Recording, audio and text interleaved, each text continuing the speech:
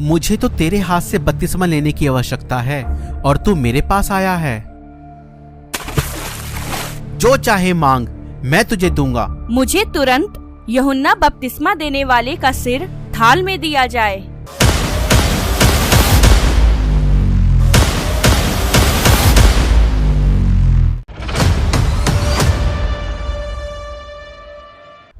यहूदियों के राजा हेरोदेस के समय अबिय्याह के दल में जकरिया नाम का एक याजक था और उसकी पत्नी हारून के वंश की थी, जिसका नाम एलीशिबा था। वह दोनों परमेश्वर के सामने धर्मी थे और प्रभु की सारी आज्ञाओं और विधियों पर निर्दोष चलने वाले थे। उनके कोई भी संतान ना थी, क्योंकि एलीशिबा बांझ थी। वे दोनों बूढ़े थे। जब वह अपने दल की पारी पर परमेश्वर के सामने याजक का काम करता था, तो याजकों की रीति के अनुसार जकरिया के नाम पर चिट्ठी निकली कि प्रभु के मंदिर में जाकर धूप जलाए। धूप जलाने के समय लोगों की सारी मंडली बाहर प्रार्थना कर रही थी। उस समय प्रभु का एक स्वर्गदूत धूप की वेदी की दाहिनी ओर खड़ा हुआ उसको दिखाई दिया। जकरिया देखकर घबराया और उस पर बड़ा भय छा गया। परंतु स्वर्गदूत ने उससे कहा, हे जकरिया, भयभीत ना हो, क्योंकि तेरी प्रार्थना सुन ली गई है और तेरी पत्नी एलीशिबा से तेरे लिए एक पुत्र उत्पन्न होगा और तू उसका नाम यूहन्ना रखना। तुझे आनंद और हर्ष होगा और बहुत लोग उसके जन्म के कारण आनंदित होंगे, क्योंकि वह प्रभु के सामने महान होगा और दाखरस और मदिरा कभी ना पिएगा और अपनी माता के गर्भ ही से पवित्र आत्मा से परिपूर्ण हो जाएगा और इजराइल में से बहुतेरों को उनके प्रभु परमेश्वर की ओर फेरेगा।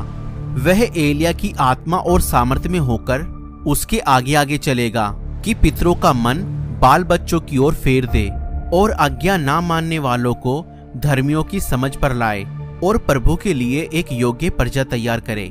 जकरिया ने स्वर्गदूत से पूछा, यह मैं कैसे जानूं, क्योंकि मैं तो बूढ़ा हूँ और मेरी पत्नी भी बूढ़ी हो गई है। स्वर्गदूत ने उसको उत्तर दिया, मैं जिब्राइल हूँ, जो परमेश्वर के सामने खड़ा रहता हूँ और मैं तुझसे बातें करने को और तुझे ये सुसमाचार सुनाने को भेजा गया हूँ।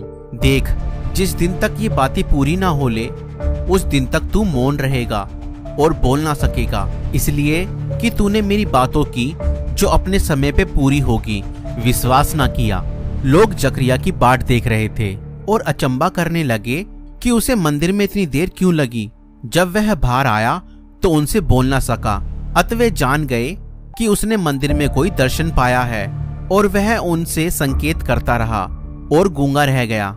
इन दिनों के बाद उसकी पत्नी एलीशिबा गर्भवती हुई और 5 महीने तक अपने आप को यह कह के छिपाए रखा, मनुष्यों में मेरा अपमान दूर करने के लिए प्रभु ने इन दिनों में कृपया दृष्टि करके मेरे लिए ऐसा किया है। मुझे सुनने वाले मेरे प्रिय भाई और बहनों, हो सकता है आपके जीवन में भी ऐसी परिस्थिति हो कि आपके पास कोई संतान ना हो और आप परमेश्वर के वचन को मानते हैं और उसके वचन का पालन करते हैं और आप सोचते होंगे कि हमें परमेश्वर कोई संतान क्यों नहीं देता। तो याद रखिए, जकरिया और एलीशिबा के भी कोई संतान नहीं थी, मगर एक दिन आया कि परमेश्वर के निर्धारित समय पर उनको एक संतान हुई और ऐसी संतान जो परमेश्वर की दृष्टि में महान हुआ। अगर आप परमेश्वर पर विश्वास करते हैं और उसके वचनों पर चलते हैं तो याद रखिए, कुछ अद्भुत होने वाला है। आपको परमेश्वर खास संतान देगा जो राष्ट्रों के लिए, आपके परिवार के लिए परमेश्वर की दृष्टि में महान होगा। एलीशिबा ने एक पुत्र को जन्म दिया। 8वें दिन नाम रखने के समय लोगों ने कहा उसका नाम उसके पिता के नाम पर जकरिया रखा जाए, परंतु जकरिया ने तख्ती पर लिखकर बताया उसका नाम यूहन्ना है। तुरंत ही उसका मुंह खुल गया और वह परमेश्वर की स्तुति करने लगा। तब जकरिया ने भविष्यवाणी की, हे बालक, तू परम प्रधान का नबी कहलाएगा, क्योंकि तू प्रभु के आगे आगे जाकर उसके मार्गों को तैयार करेगा। जब यूहन्ना बड़ा हुआ, वह जंगल में रहने लगा। वह ऊंट के बालों के वस्त्र पहनता और टिड्डियां और वन मधु खाता था। वह यरदन नदी के आसपास प्रचार करने लगा, मन फिराओ, क्योंकि स्वर्ग का राज्य निकट आ गया है।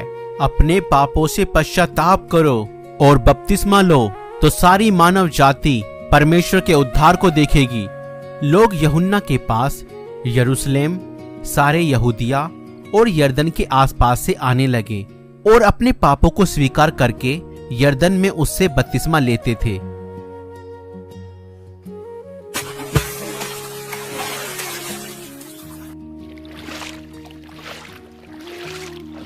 एक दिन यीशु गलील से यरदन नदी पर यूहन्ना के पास आए ताकि वे बपतिस्मा ले। यूहन्ना ने कहा, मुझे तो तेरे हाथ से बपतिस्मा लेने की आवश्यकता है और तू मेरे पास आया है। यीशु ने उससे कहा, अब तो ऐसा ही होने दे, क्योंकि हमें इसी रीति से सब धार्मिकता को पूरा करना उचित है। तब यूहन्ना ने यीशु को बपतिस्मा दिया।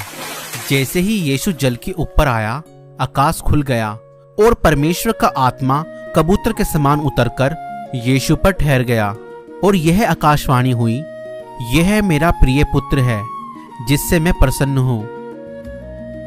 अगले दिन यूहन्ना ने यीशु को आते देखा और कहा, देखो, यह परमेश्वर का मेमना है जो जगत का पाप उठा ले जाता है।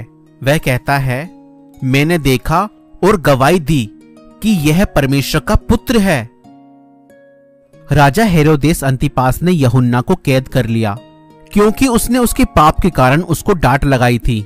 हेरोदेस ने अपने भाई फिलिप्पुस की पत्नी हेरोदिया को रख लिया था। यूहन्ना कहता था, तुझे उसे रखना उचित नहीं है। हेरोदिया यूहन्ना से बैर रखती थी और अवसर ढूंढती थी। हेरोदेस के जन्मदिन पर हेरोदिया की बेटी ने नृत्य किया।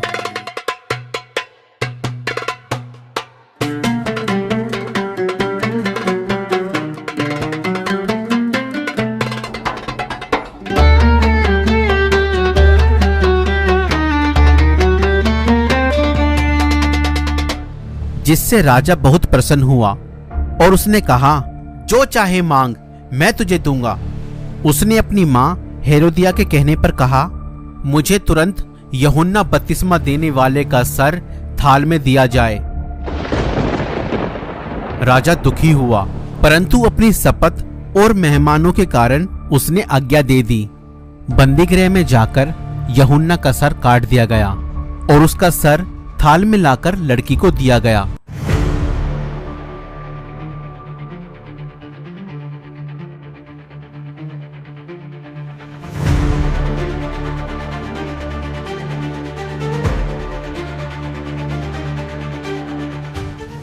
यूहन्ना के चेले आकर उसका शव ले गए और उसको दफना दिया।